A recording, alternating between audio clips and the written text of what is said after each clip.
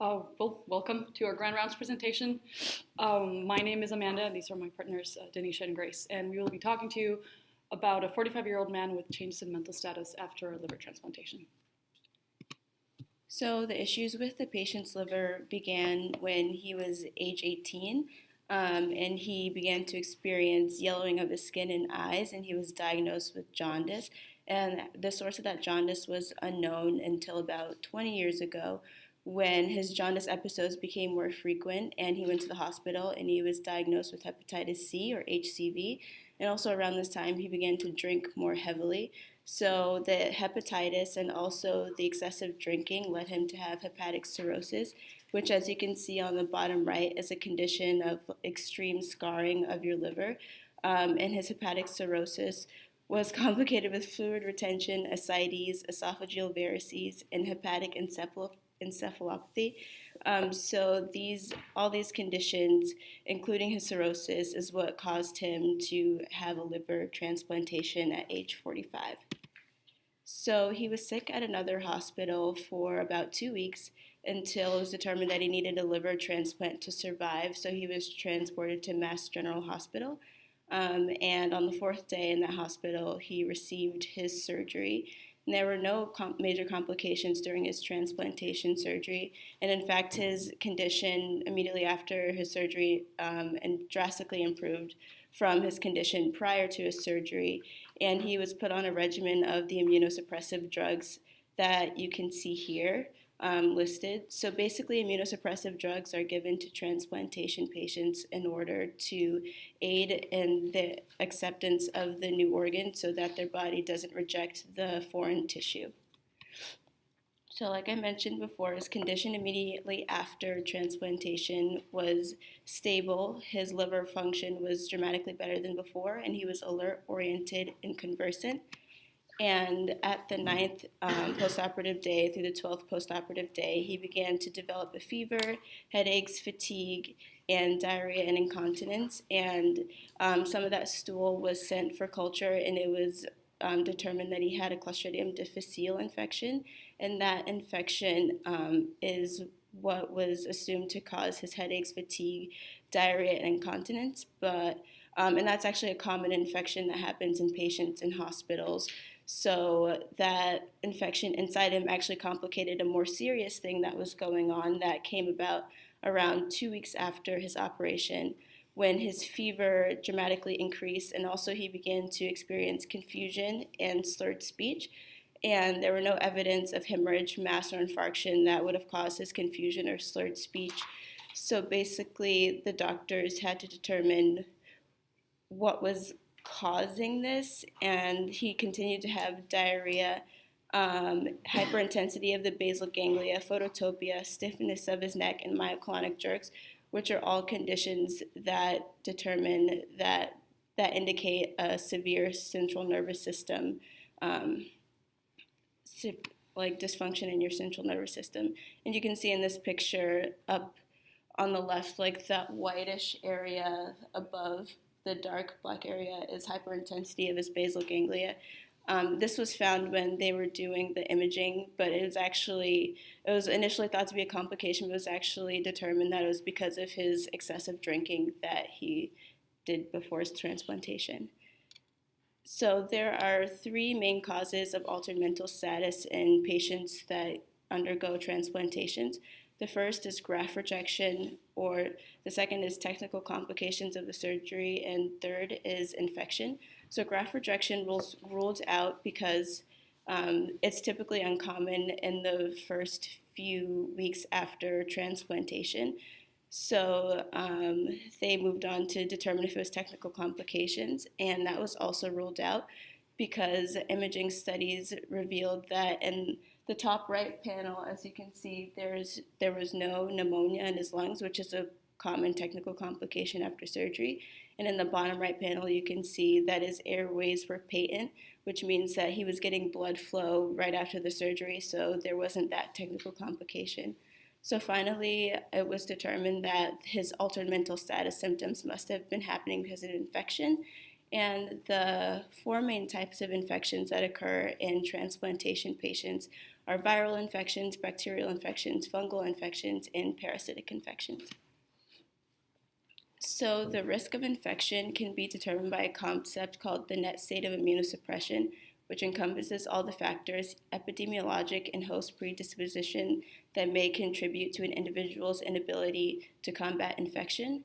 So as I discussed before, the patient was giving immunosuppressive drugs and he also had hepatitis, which are two risk factors that can heavily increase his risk of infection. So the three types of infections that can happen in a transplantation patient are hospital-derived, patient-derived, or donor-derived. And a hospital-derived infection is one that the patient received while they were in the hospital and was worsened by the use of immunosuppressive drugs. And a patient-derived infection is one that already existed in the patient, but the use of immunosuppressive drugs brought it out and made it worse after the transplantation. And a donor-derived infection is one that existed in the tissue that was transplanted into the patient, and it was also brought out by the use of immunosuppressive drugs. So now I'll discuss the different types of post-transplant infections more in detail. So the first type is hospital-derived, and in this case it was C. difficile. So although C. difficile most likely explains the patient's fever and contributes to his confusion, it is unlikely to cause the patient's drastic CNS symptoms and changes in his mental status. And his C. difficile infection was treated with an antibiotic, metronidazole, the next day. The second type is patient-derived, and the patient had a pre-existing hepatitis C infection. However, the patient also had positive HBV antibodies and negative HBV surface antigens. This suggests that the patient had an occult or an inactive HBV infection. So he was previously exposed to HBV, but he's no longer infected right now. However, HCV or HBV were not the causes of the patient's symptoms because the HCV virus is normally reactivated around 4 weeks, and the patient should display his symptoms around the 4 weeks. However, he displayed his symptoms around 2 weeks. And as you can tell, the patient from the graph, the patient's HPV RNA viral load was still increased or still remained elevated.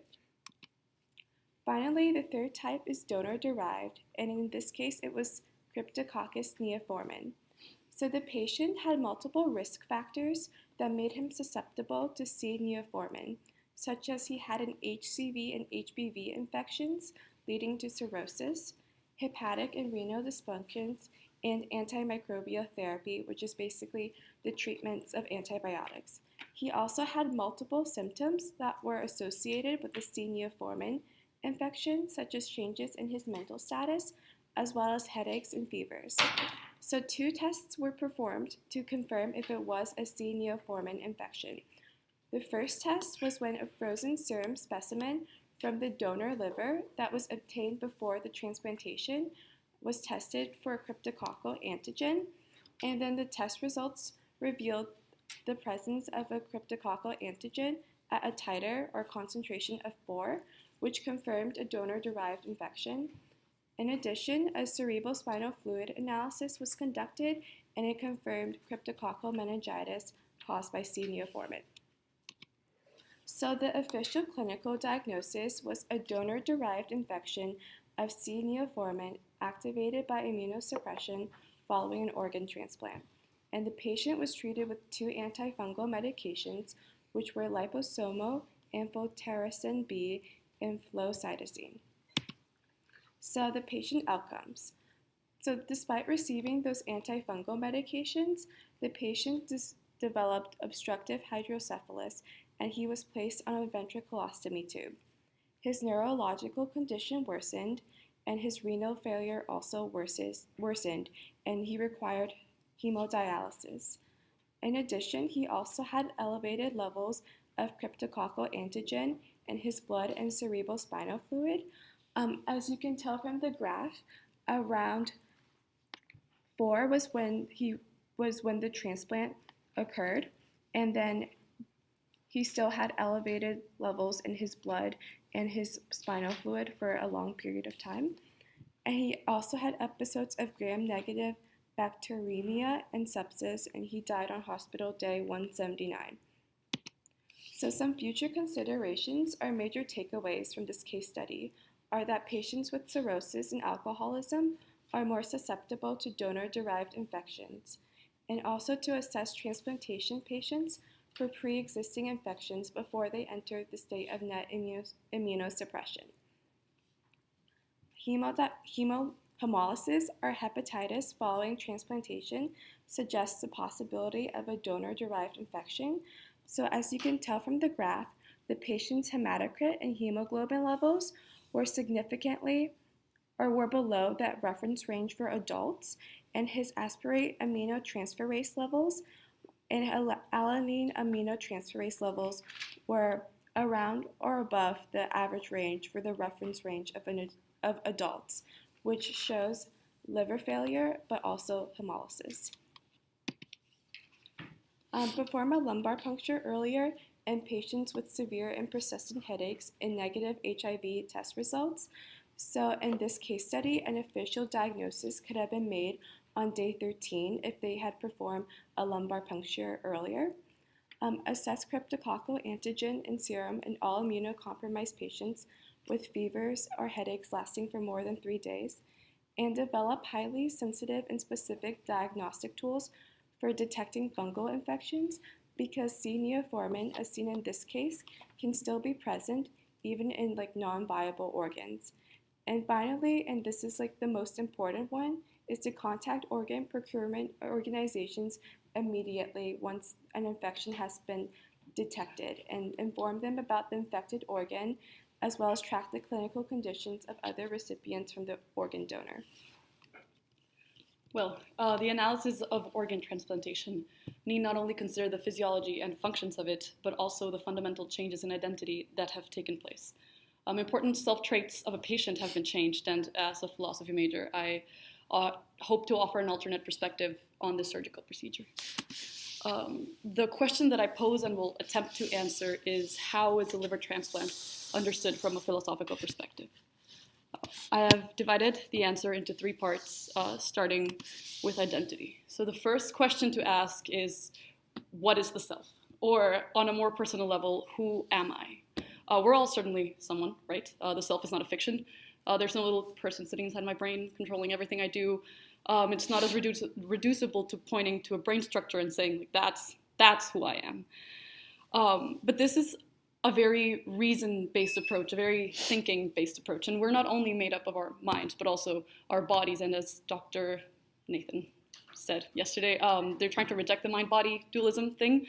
But it's an important model or paradigm to consider when we're thinking about the self.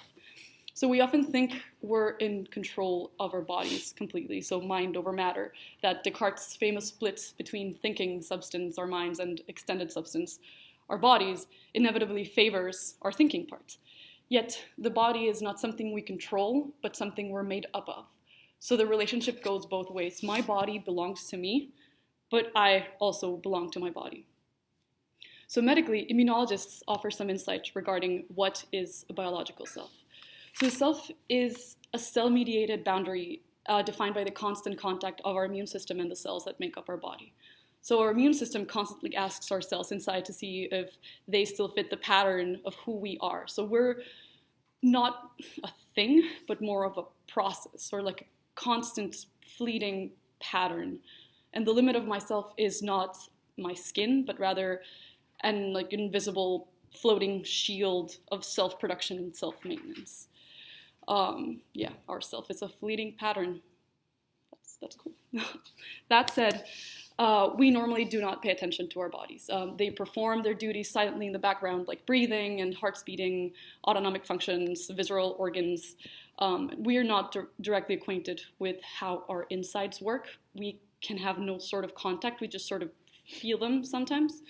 But some days our body shows up, like when we're thirsty or when we're hungry, and we are reminded that it has its own autonomous character.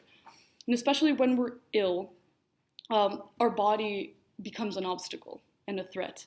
So it is not only our home, but it is also something we must work against. A creature that we must coexist within, because we can't just think our illness away. And in the case of this patient, his own liver was failing, and it was becoming alien as it ceased to function, corroded by cirrhosis, decaying and withering away. So it became a threat to his own self and started to put a distance between himself and his body until that self, who he was, became unsustainable, which inevitably led to a transplant. So long ago, Plutarch chronicled the story of the ship of Theseus. Theseus was the founder of Athens, who sailed over from Crete with a bunch of youngins and decided to just found a city. So long after the voyage happened, the Athenians decided to conserve the ship of Theseus, but they found that a lot of the timber had decayed, so they replaced the old timber with new timber. Is it the same ship? Half of the philosophers say yes, half of the philosophers say no. New timber, not the same ship. They should have left the old decaying timber, it would have been the same ship. Let's try a different analogy. The motor of a car stops working, you take it to the shop, and you get a new one and drive off happily in what you still think is your car. You have no doubt that that car isn't your car anymore. And I'm drawing an analogy between cars and people because it's useful. So just like exchanging a car part, we want to transplant to work. But sadly, humans are more complicated than cars, which means this is not the end of the story, it's only the beginning of it, of the repercussions that a transplant can have on a patient beyond the physiology and functions of it. So a liver transplant recipient does not believe themselves to be a different person, but a change in identity has taken place because important self-traits have been changed. It's like becoming friends with a stranger. A transplanted organ is an intruder we would like to welcome. And how do we welcome this intruder? Through immunosuppressive drugs, by suppressing the body's immune system. So we need to prevent the body from attacking what is now the same body, but the body hasn't received the software update that this new liver is part of it now. But immunosuppressive actions mean that other intruders like bacteria and fungus that lie dormant in the body become a major threat. So complete immunosuppression does stop the rejection, but now simply being in the world is a complete intrusion. It's like a catch-22. Do you want to reject the liver and be protected against the world? Or do you want to suppress your immune system, accept the liver, and make existing an attempt on your life? So why should you STEM majors and pre-health, pre-med people care about this? Because biology is a life science, and so is philosophy, because it is a reflection on the fundamental experiences of life. Because thinking and self-reflection aren't things you should do when you have free time. Because in this portrait of the human body that my partners have depicted, that we've learned about throughout the semester, what role do we play if we're just a bunch of cells put together? Where do we get the sense of self that defines us? Where do we get individuality from this hive-minded individual self-defining boundary? What are our dreams and hopes and aspirations and struggles to a bunch of bacteria and cells?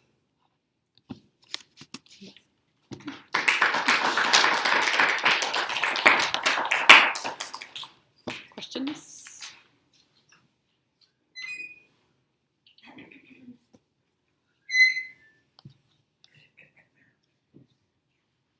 I have some questions. Okay. So, just first of all, just an informational. Perhaps you can answer this. I read the paper not extremely thoroughly. Did they test at any point whether, or did they propose a theory as to why the C. neoformans was not susceptible to the flucytosine or any of the other antifungals? Did they test for susceptibility? I don't remember. I remember, towards the end of the paper, they they explained it for a while, and then towards the end of the paper, they're like, oh, he has cryptococcus, then we gave him this, and then he died. So, I don't really recall why. Yeah. Do you?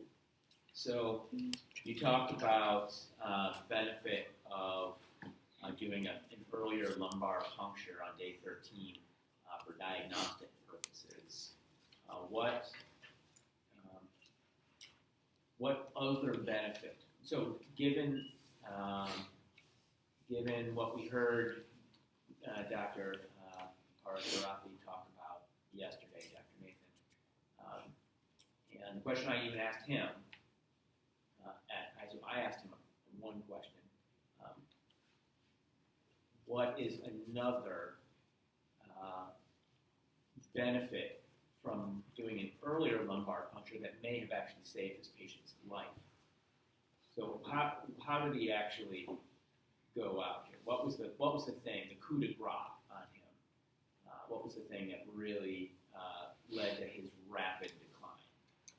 So he had a cryptococcus infection, and that caused meningitis. So the fungus caused extra fluid in his brain. And that led to what? You guys reported it. The obstructive hydrocephalus, and as well as confusion. Mm-hmm. So if they'd done a lumbar puncture earlier, they could have alleviated that accumulation of cerebrospinal fluid. Yeah. So not just diagnostic, but you heard firsthand from a patient who had meningitis the curative powers of a lumbar puncture and the relief of that the intracranial pressure that they were experiencing. He had an obstructive cerebral aqueduct, which led to his rapid decline, compression of the brainstem and shutdown of organ function. Right? So that would have been something that would have been a benefit, it seems like. So what? Another question was, there were some mistakes that happened in this case, right? This guy had some bad luck. What was the first incidence? What was the first mistake that really led to this outcome? 45-year-old guy. He's my age. I'm 45. Dude is dead. I'm not. What happened? What was the first mistake that led him to that path? Just getting tattoos, and he got hepatitis from the needles. Yeah. Well, and how do we know that? He turned yellow. Yeah. He turned jaundice.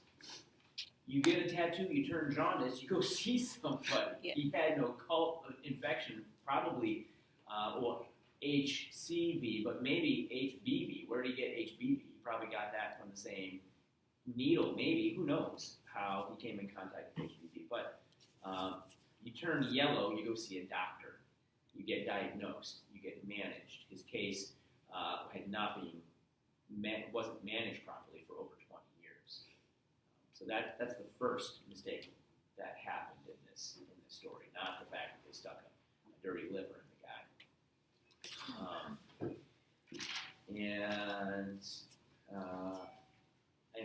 I am tempted to ask you a question about philosophy. I feel like it would prepared rip for this. The top off the can that I don't know if I can stuff it back in quickly. But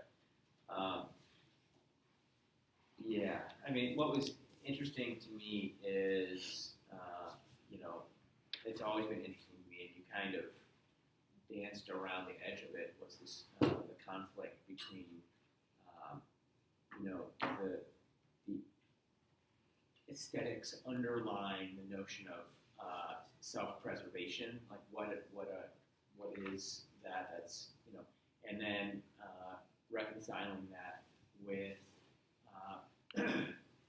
on one hand the desire of medicine, which is a biological science, as you point out, to heal and support that, but at the same time, medicine is also biology, which is dominated, as we all are, by entropy and the fact that all things,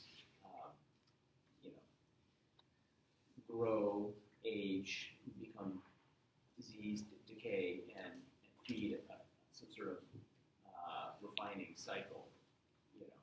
And so those imply sort of a different set of not mutually reinforcing aesthetics. Yeah. Well, in the case of transplant in particular, it's not that you're given a new life, but that your life is extended now. So somebody's death, well, if the patient was dead before the transplant, becomes a prolongation of your own life, not a new one. So you're just not given a new opportunity, because now you have other kinds of challenges, like depending on certain medicines and depending on certain routines that make you not like make existing harder. So it's not that you go full circle, it's kind of like an outward spiral of complications. But regarding the whole self-preservation with extending, I guess, life, that is, I can think of like so many people to quote. But that's kind of like the core of existentialism. So because our lives are so short is precisely why they're meaningful. So we may try to extend and make our lives last longer so we could, do that one thing we've wanted to do since forever. But that doesn't necessarily mean that you'll automatically feel better if you have more time to live. Particularly, Camus wrote a bunch of things on suicide and why we shouldn't kill ourselves. Because he's just like, well, this world is absurd and this is horrible and, like there's no way out and this sucks and you know what, there's really no good reason to be alive. So an excellent reason for dying is also an excellent reason for living. So instead of taking it on the negative side, saying, oh no, we have so little time and the world sucks, then we should say, no, let's create our own meaning and find what we want to do. And that is precisely what makes it worth living. The fact that there are so many things to do and so little time, and that you should find the things that fulfill you and make you want to do things rather than wither away in some kind of job or life that you really don't want to have. Yeah. Thank you very much.